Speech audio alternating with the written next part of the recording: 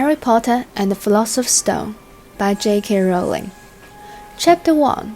The Boy Who Lived. Mr. and Mrs. Dursley of Number 4, Privet Drive, were proud to say that they were perfectly normal, thank you very much. They were the last people you expect to be involved in anything strange or mysterious, because they just didn't hold with such nonsense. Mr. Dursley was the director of a firm called Runnings, which made drills. He was a big, beefy man with hardly any neck, although he did have a very large moustache. Mrs. Dursley was thin and blonde and had nearly twice the usual amount of neck, which came in very useful as she spent so much of time craning over garden fences, spying on the neighbors. The Dursleys had a small son called Dudley, and in their opinion, there was no finer boy anywhere.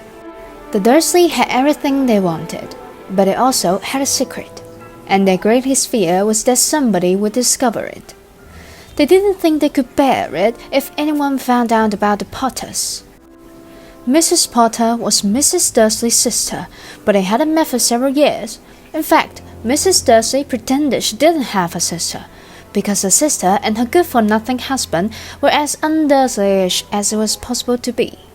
The Dursleys shuddered to think what the neighbors would say if the Potters arrived in the street.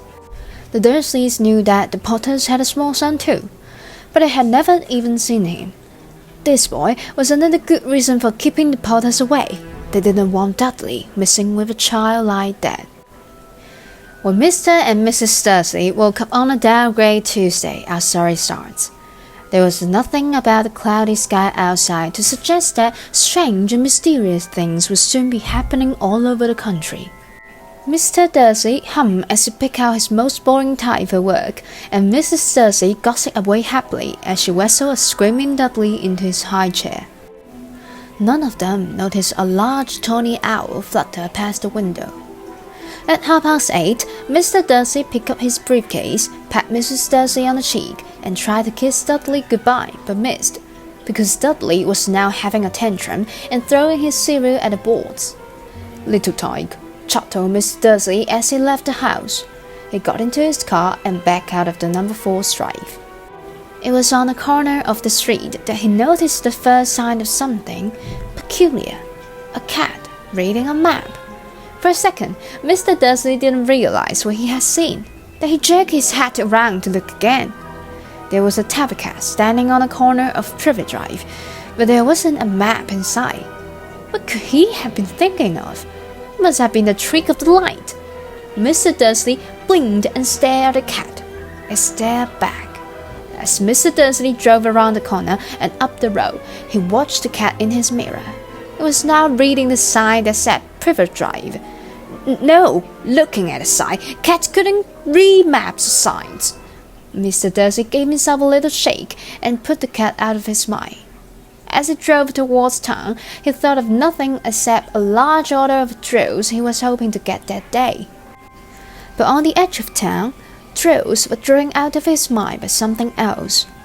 As he sat in the usual morning traffic jam, he couldn't help noticing that there seemed to be a lot of strangely dressed people about, people in cloaks. Mr. Dursley couldn't bear people who dressed in funny clothes, the get-ups you saw on young people. He supposed this was some stupid new fashion. He drummed his fingers on the steering wheel, and his eyes fell on a huddle of these weirdos standing quite close by. They were whispering excitedly together. Mr. Dursley was enraged to see a couple of them weren't young at all. Why, the man had to be older than he was, and wearing an emerald green cloak. The nerve of him! But then it struck Mr. Dursley that this was probably some silly stunt. These people were obviously clapping for something. Yes, that would be it. The traffic moved on, and a few minutes later, Mr. Dursley arrived in the Grunnings car park, his mind back on drills.